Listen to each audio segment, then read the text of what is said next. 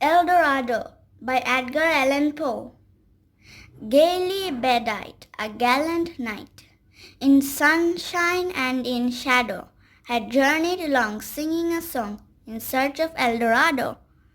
But he grew old, this knight so bold, and o'er his heart a shadow fell as he found no spot of ground that looked like Eldorado, and as his strength failed him at length,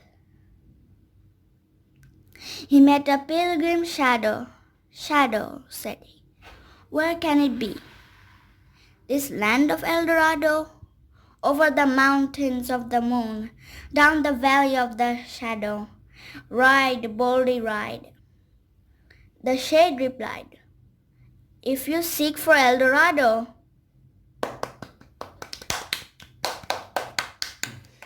Edgar Allan Poe, 1809 to 1849, was an American short story writer and poet and editor.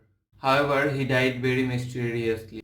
He is best known for his short stories, many of which are frightening and eerie. Eldorado or Eldorado is Spanish for the Golden One. It's an ancient legend that tells the story of a South American chief who covered himself with gold dust and would dive into the lake of pure mountain water.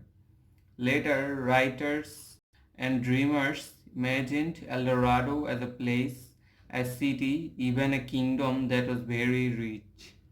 In the 16th century, two Spanish explorers and adventurers, Francisco de Orellana and Gonzalo Pizarro, went off in search of this fabulous kingdom.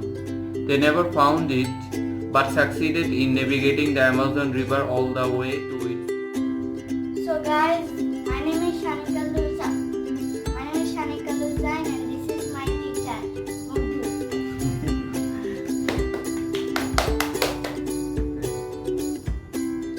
Subscribe. Please subscribe, like, and share with your family and